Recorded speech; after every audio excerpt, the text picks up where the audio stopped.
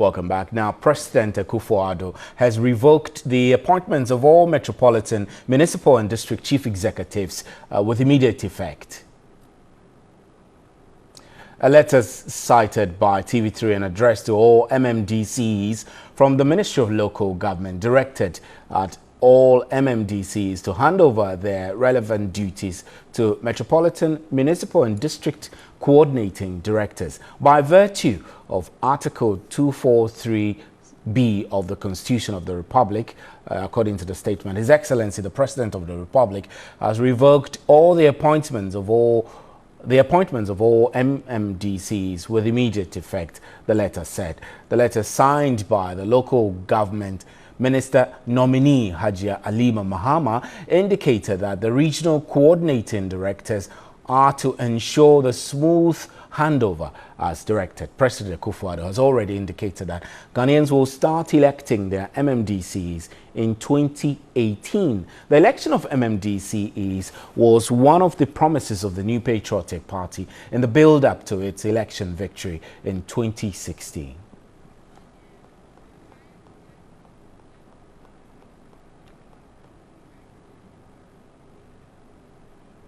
Right, we're trying to get Raise George Che for a local governance expert on the telephone lines so we can have a discussion on this so far. This is News at 10, and you can join us, follow us on our social media pages, facebook.com/newsontv3, and if you're active on Twitter, you can tweet at us at newsontv3. There is more news for you. Right, so as I said, the President, Nana Akufo-Addo, has revoked the appointments of all metropolitan, municipal and district chief executives, MDCEs, with immediate effect. A letter cited by TV3 and addressed to all MMDCs from the Ministry of Local Government directed all of them to hand over their relevant duties to metropolitan, municipal and district coordinating directors by virtue of Article 243, Section B of the Constitution. His Excellency, the President of the Republic, has revoked the appointments of all MMDCs with immediate effect, the letter said. The letter, signed by the local government minister nominee Hajia Alima Mahama, indicated that the regional coordinating directors are to ensure the smooth handover of power as directed.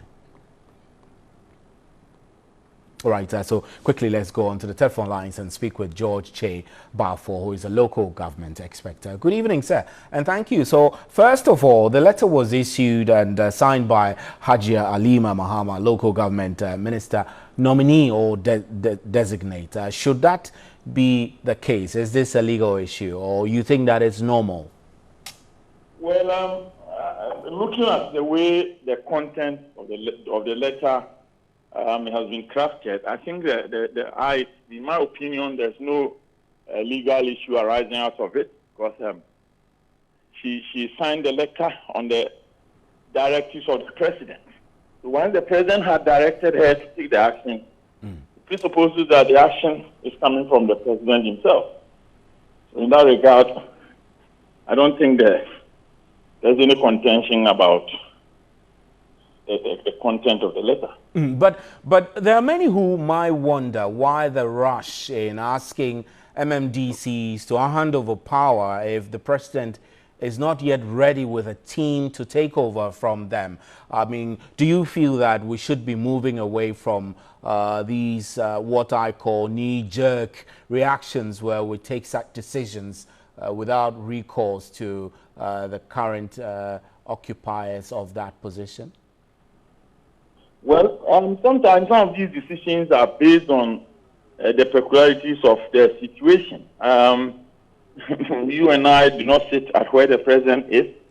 The president receives a lot of briefing every day, and depending on what the briefing is and the kind of intelligence report I receive on the ground, he might decide to take some of these actions. And I am even personally a witness to a situation where an MCE had packed his vehicle and virtually packed, from his office and getting ready to vacate. You see, because the way the convention has been. I mean, it presupposes that definitely they were going to go, and some of them were G3 and they were on the alert to take off as soon as possible. I see. So let me get it clear. You are talking about the situation where the current MMDCs could vacate their post without proper laid down notes or guidance to who takes over or not, and leave the running of these district and municipal metropolitan assemblies in jeopardy? Well, I'm talking about a situation where an MMDCE is aware that whatever happens, he's going to be taken off the seat. And for that matter, he's gotten himself ready, he's prepared his handover note. And even the moral strength to work in the office is not there. So it's like he seldom comes to the office and he behaves as if he's already gone. You get it? And if this information floats to the president, he may be compelled to take some actions. There are some of these officers who would also want to take certain actions. I am privy to some of it that they are awarding huge contracts. Some of them are signing new contracts on school feeding, extending contracts and things of the sort. So I am not privy to whatever informed the decision, but okay. I think that the president has the prerogative to take the measure. So once he's taken it, nobody can fault him. That's the way I see it. Right. Let's talk a little about the election of MMDCs, which is the key NPP promise prior to the elections, and on the back of which they've won. And the Nana Addo, immediately after coming in, winning the elections, had made his intentions clear that pretty shortly the municipal industry assemblies will be electing their own DCEs and MCEs. Now, I know that the system will require that we possibly have to have a referendum and all of that. So the timeline of 2018 may be much later or earlier.